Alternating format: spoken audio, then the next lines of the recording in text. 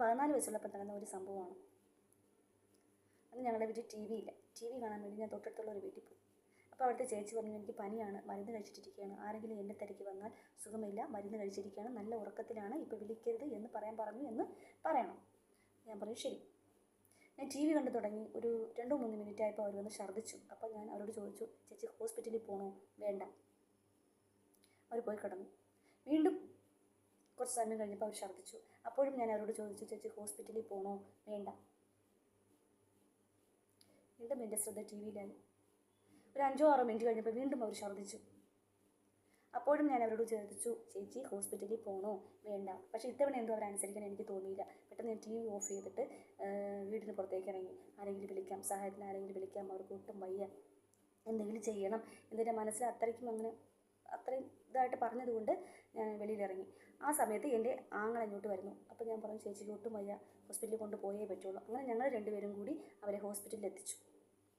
ഹോസ്പിറ്റലിൽ ചെന്ന് ബ്രദറിൻ്റെ അടുത്ത് ഡോക്ടർ എന്താണ് പറഞ്ഞതെന്നൊന്നും ഞാൻ ശ്രദ്ധിച്ചില്ല. ഞാൻ ഒരറ്റത്ത് ഇരിക്കുകയാണ്. കുറച്ച് കഴിഞ്ഞപ്പോൾ അവരുടെ ആൾക്കാരെല്ലാവരും വന്നു, എന്തൊക്കെയോ സംസാരിക്കുന്നുണ്ട്. അത് കുറച്ച് കഴിഞ്ഞപ്പോൾ എൻ്റെ ആങ്ങള എന്നെ ഒരു സൈഡിലോട്ട് വിളിച്ചു, ഇനി വന്നോ, ഇനി വാ. പെണ്ണെ, അവർ ആത്മഹത്യ ചെയ്യാൻ ശ്രമിച്ചതാണ്. 10 മിനിറ്റ് കഴിഞ്ഞ് തട്ടിപ്പോയനെ.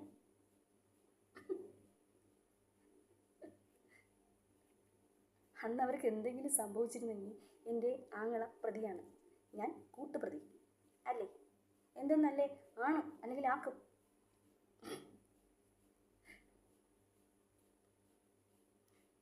ഈ സംഭവത്തിന് ശേഷം അവരുടെ ജീവിതത്തിൻ്റെ ഗതി തന്നെ മാറി.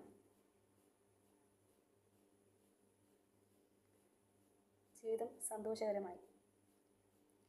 അതിനുശേഷം കുറച്ച് നാൾ കഴിഞ്ഞപ്പോൾ ഞങ്ങൾ ഇവിടെ നിന്ന് താമസം മാറി.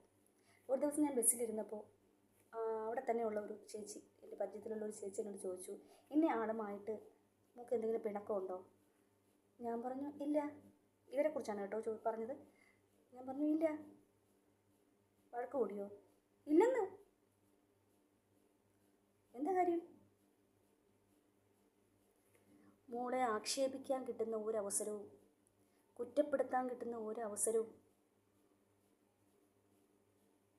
അപവാദം പറയാൻ കിട്ടുന്ന ഒരവസരവും അവർ പാഴാക്കുന്നില്ല.